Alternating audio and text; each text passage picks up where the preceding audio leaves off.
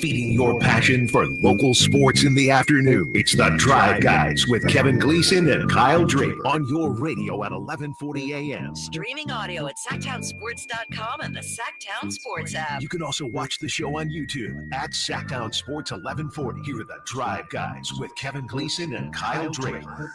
Well, Drapes has today off. Jay has today off. This is a truncated edition of the Drive Guys. Whitey Gleason and Kyle Ledbetter. Thanks for being with us. We take you to game night at the bottom of the hour as we get you ready for the Kings and the Charlotte Hornets. More on that game in just a moment. First, just a quick baseball update. Of course, the Giants with their home opener going on right now. Top two, they're tied 1-1 with the Mariners.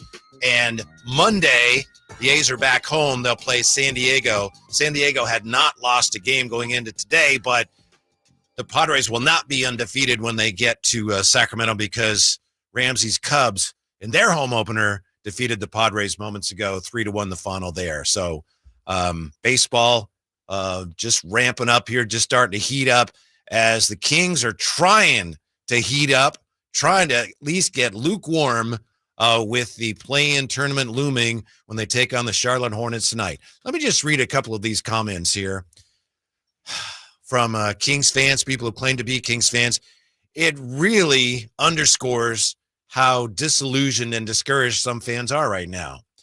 How about this from the 916? I love, all caps, I love my Kings.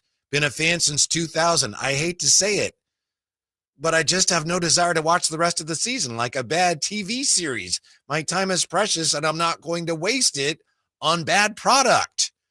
It's on the Kings starting tonight to turn around the attitude of people like that fan, because fans certainly have deserved a lot better than what they've seen from the Kings on this 3-11 stretch. The Kings, they have a lot going against them. Doug Christie has been dealt very difficult hand, but the Kings have just played a really uninspiring type of basketball.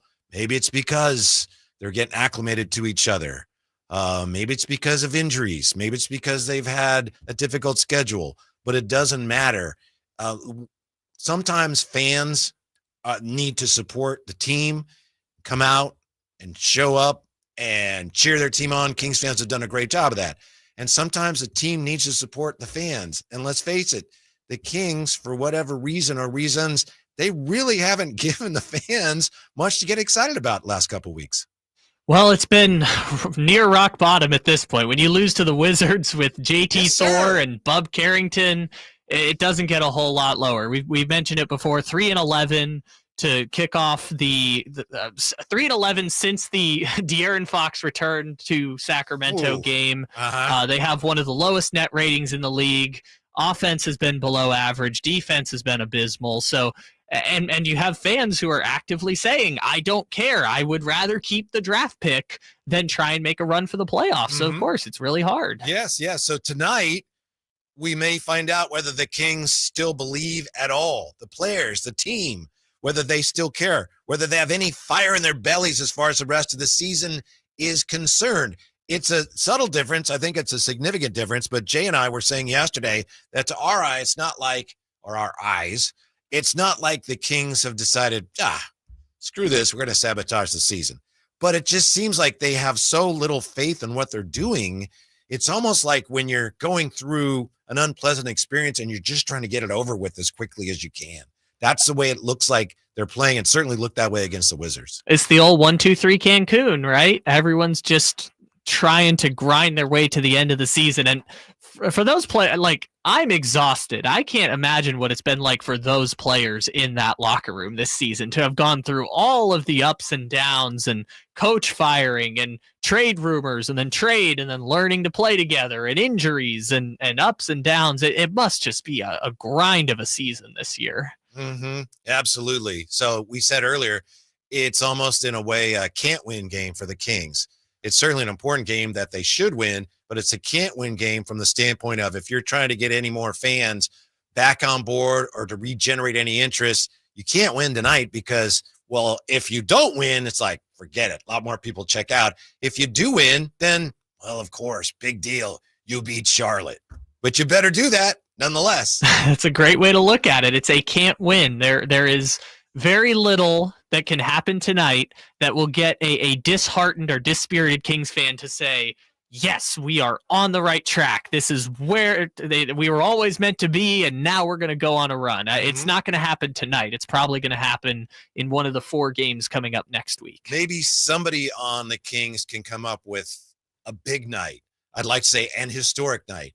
That's probably wishing for too much. It'd be great. But a big night that's like, wow, did you see Keegan last night? Did you see so-and-so? It would be nice. And, of course, Zach LaVine had a huge night against Charlotte last time I played here on February 24th, I think it was, right? I have the box here somewhere. Do you remember when the Kings were at least a good road team? Oh, it feels like a long time ago. Last year, 2 years ago, Beam Team 1 is like, wow, they're really good on the road. At home, they underperformed a little bit, but wow, good road team. Last year, it was similar. This year, they were following along that same script. Then all of a sudden, the Kings, they last beat Dallas on the road. They haven't won away from G1C since March the 3rd. 7 straight road losses. And some of those losses, some of the most disheartening losses of the year, including that Clipper loss. Are you of the school? Are you of the mind, Kyle Ledbetter, that loss took a little extra something out of the Kings? I know that's what Kyle Draper has been saying.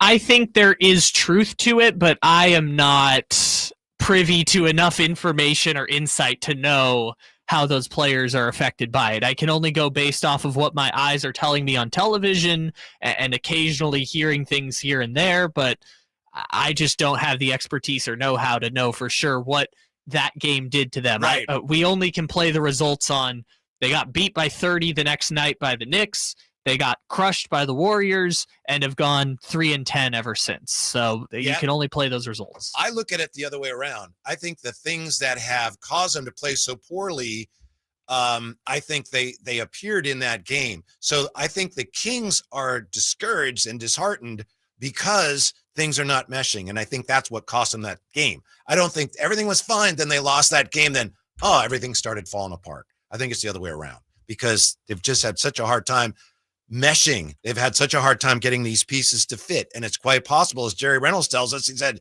yeah, the pieces on this roster, they just don't fit very well. And that's one thing I think the Kings could take out of this year that it doesn't seem like a positive, but it's good to know.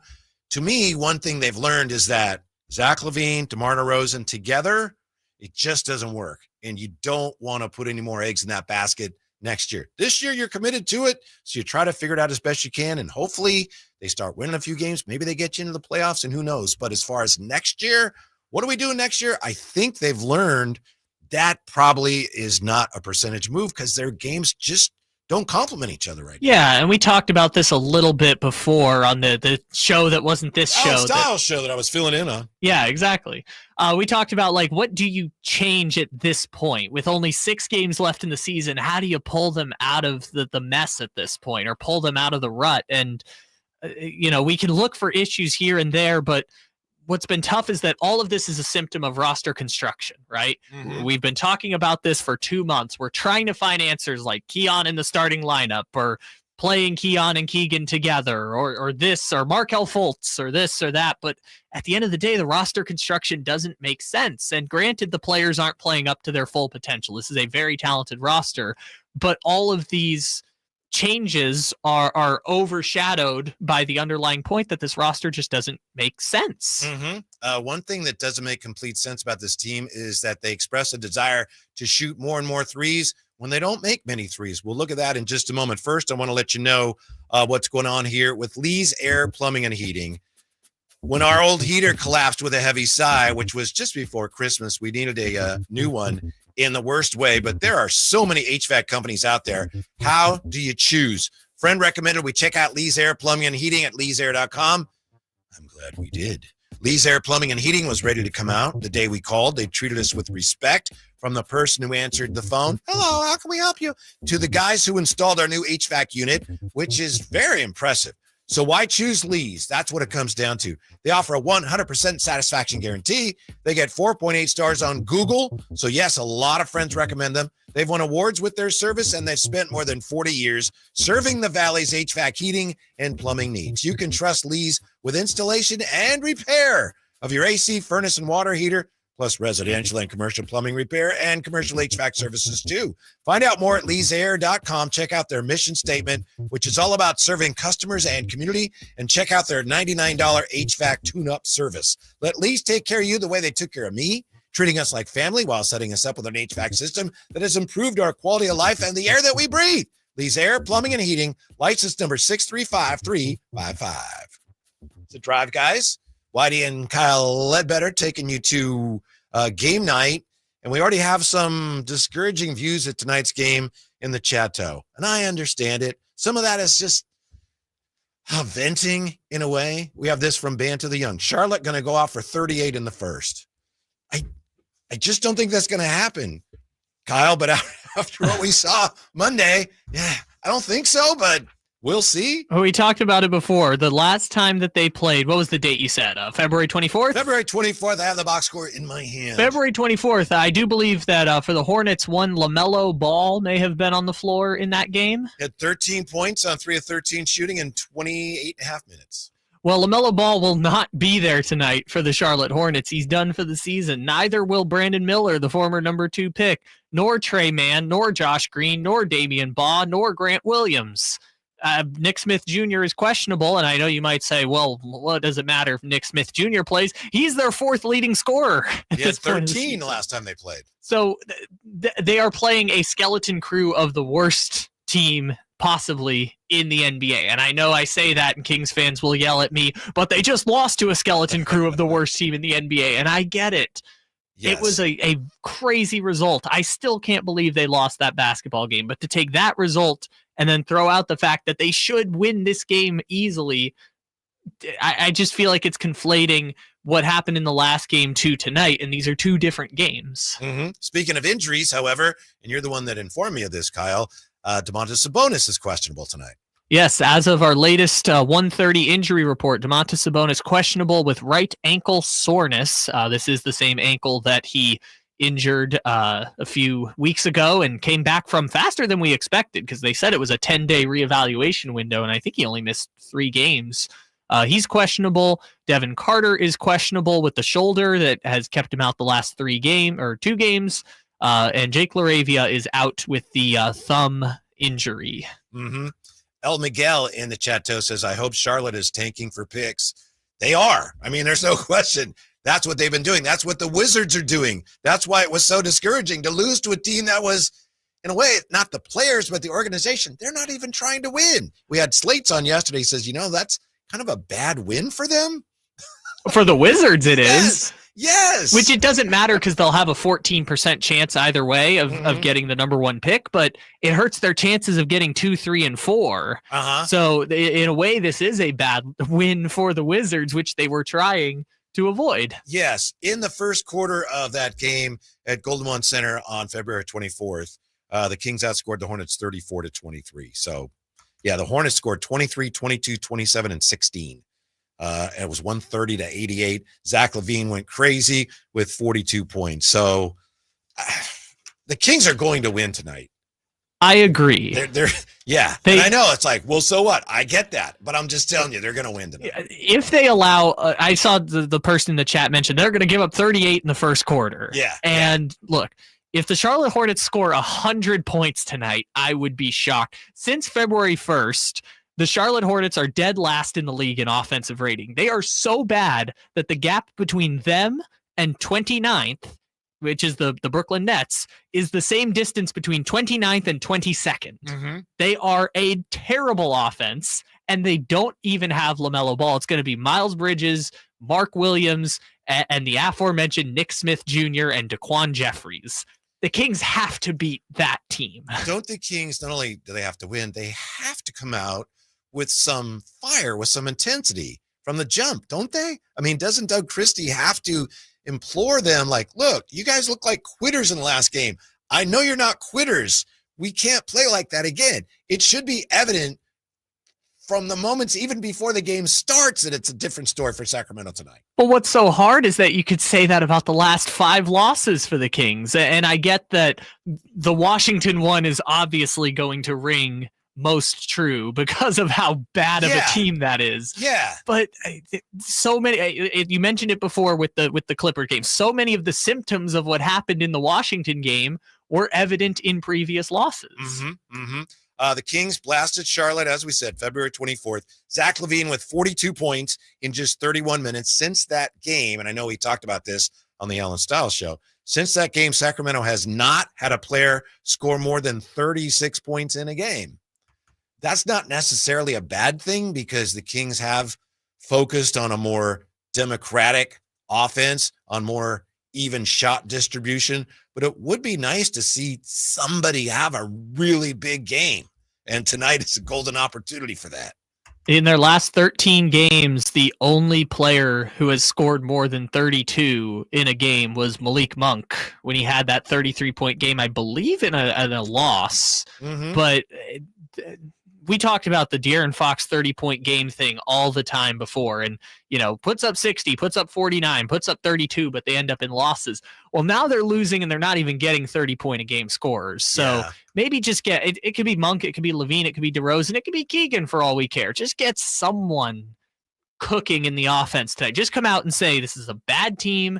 One of you just go. Yeah, we since yesterday have been kicking around ideas for the Kings to try. If you're Doug Christie, and again, not trying to say what's wrong with him, he needs to do this or that, just looking at what are your options, what could you even try here.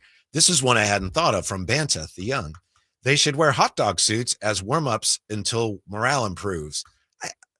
I mean, I'm just, like I say, it's something. We're just spitballing here. I don't know how much that would help, but it is true. They could try that, although I don't know, it might be in violation of league protocol. I don't know. It could be a lot worse. I mean, what is the famous meme with the guy who's like, we're all trying to find the guy who did this. Just come out in those suits and ask the question. We're all trying to find the guy who did this. Yeah. And the answer might be themselves. Aaron says the Kings defense is the antidote for offensive woes all season. I think one of the reasons the Kings look so lackluster is because they feel deep down like we really have a hard time stopping people. And I don't think that's the coaches. The coaches can do this. They can do that. I do think we've gotten away from some of the trapping that we saw earlier in Doug Christie's tenure as a Kings coach. I think the Kings got away with more gimmicky things. They junked up the games more. All of a sudden they throw traps at people. They go into zones. They've done less of that. Perhaps there's a good reason for that. But I think bottom line is that more than anything else is the Kings' biggest problem. They cannot stop teams. And so when you get behind, it's like, good luck catching them if you can't stop them. But I think that's a roster problem more than anything else. And I think you really can't address that until the offseason. Yep. And it goes back to what we were talking about before, where it's just roster construction doesn't make a whole lot of sense. I understand a lot of people want to just let's get on with the offseason, talk about trades, talk about the Ja Morants and the Kevin Durant's and whatever else. But there's still a pretty good chance this team ends up in the play-in. Yes, that's a great point. Yeah, you could, even right now, the Kings could decide, you know what, we're better off keeping the pick. So they could stop playing people. They won't do this, but to Kyle's point, they could probably try that, and it would still be difficult to end up losing enough games to allow Phoenix to catch you. You could lose every game the rest of the way up to the Phoenix game, and still the last game of the season would decide the play-in spot. Now, we know three-point shooting has been a big issue for the Kings. They haven't shot the ball very well, and they've given up a lot of threes. Errant threes are now high-usage NBA superstars. A decade ago in the 2014-15 season, I know I mentioned this on the Alan Stiles show, only 3 games included more than 50 missed three-pointers. By last season, there were 283 games with 50 missed three-pointers. So far this season, we've had 451 games, including 50 missed three-pointers. 451. NBA action now, according to Kirk Goldsberry in The Athletic, now includes exactly 1 missed three-pointer per minute of play. In every minute of NBA play, there's a 1 missed three-pointer. That is crazy when you phrase it like that, just based on where the game was however many years ago, but you're seeing 4 more possessions per minute than you probably used to. Yeah, and teams are shooting more and more threes. The Kings are not. The Kings are shooting fewer threes than they were a year ago. Opponent three-point attempts are up. I don't know how crucial that is, but it tells you something. With the game trending one way and the Kings this year trending in the opposite direction, the Kings are 20th in three-point field goal percentage. They are 30th in opposing teams' three-point field goal percentage. Teams are shooting .386 against the Kings. Kings making 35% of their threes, and they're allowing opponents to shoot 39%. We've seen it. Teams that they come in and we go, oh, that team, they don't shoot threes. Orlando, for example, they don't shoot threes. They're terrible. They come in against the Kings, boom. Wow, they hit 42%. Didn't see that coming, and it happens all the time. Wendell Carter, who's like a 20% three-point shooter, hit 3 threes against the Sacramento Kings. Right, and even the JT Thor game. And look, give the Wizards all the credit in the world. They won that game, but if you're the Kings, you're sitting there going, well, he's not going to make that. Wow, he did. And he just broke our backs with it. Well, if you go back and watch that play, it's like Thor is getting ready to pass it to Bub Carrington in the corner, and Malik commits to Bub, and Thor just pulls it, and he hits it. So even the Kings' defense was saying, we'll live with JT Thor hitting that shot. Yeah, I think that if it comes to that, that's probably the right play, because if you're Malik, it's like, well, I can give up the corner three or the above the break three to him.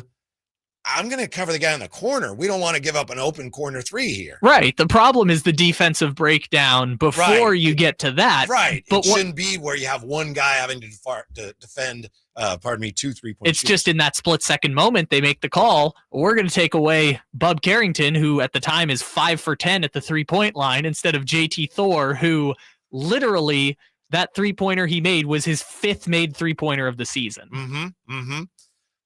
So who do the Kings need to go off tonight? Zach LaVine's the easy answer, but I just don't know if he has it in him right now. We need Keegan to go off, right? How about that? Keegan. Oh, what's up, Sacramento? There you go. I believe in Keegan. He's my favorite player. Is he really? He is my favorite because me and him arrived in Sacramento proper. I was living in Davis for a while, but Sacramento proper within the same week. Is that why you're his favorite personality here? I sure personality. Yeah, exactly. Mm-hmm. I have a lot of Keegan Murray in me. I will say that. Yeah, this is one the Kings. It's a get right game, but they just squandered one. So you just got to win this one. Maybe give Domas a night off, right? If he's got the bad ankle. With Valanciunas, you still should be able to win this game, and you're going to need Domas for back-to-backs against Cleveland and Detroit. Yeah, and Mark Williams will play for the Hornets tonight, which is a change from the February 24th game. But at the end of the day, Mark Williams should not be the make or break reason why the Kings beat the Charlotte Hornets. Yeah, you can take it to the bank. Kyle Ledbetter and I both say the Kings will win tonight, right, Kyle? And we're very confident. I am 98% confident the Kings will win tonight. I'm 98.5%. How about that? Stick around. We got game night with Scott Marsh and the High Flyer up next. Enjoy the game. Have a great weekend. It's a Drive Guys, Sacktown Sports.